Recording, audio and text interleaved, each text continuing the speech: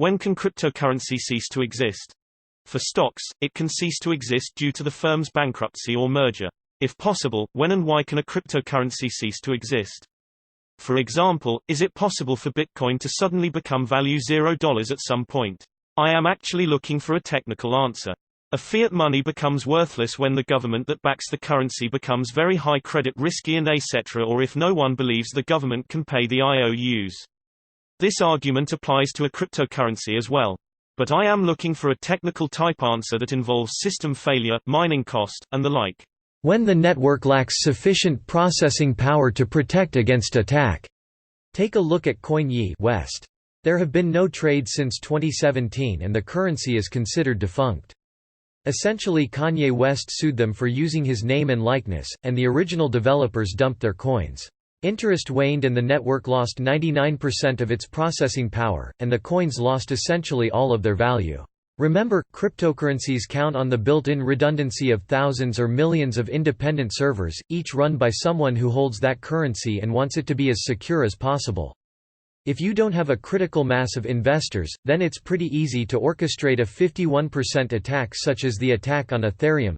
To drive this point home even further, Crypto51.app has listed prices per hour to perform 50% attacks on most cryptocurrencies.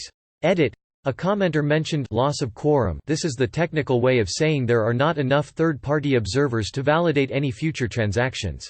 All cryptocurrencies work by having two entities announce their transaction in public, the Internet. If it were in English, it would sound something like, "I, Jack, would like to give Jill coin number 723. The third-party observers all pull out their ledgers and look. Jack owns coin number 723, so this is legit.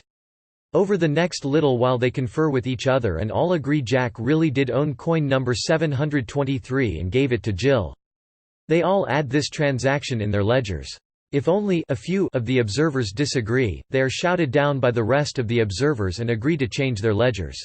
That last sentence is the key to understanding attacks."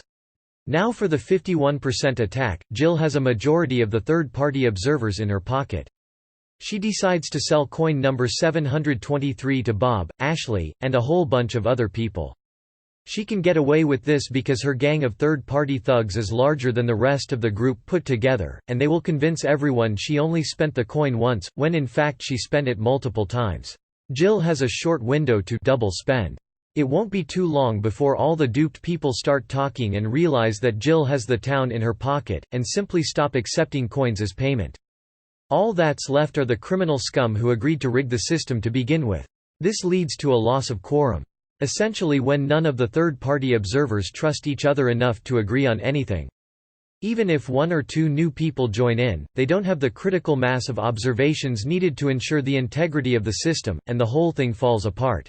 In this example, loss of quorum is when there are not enough third-party observers to shout down the holdouts with a unified narrative of what happened.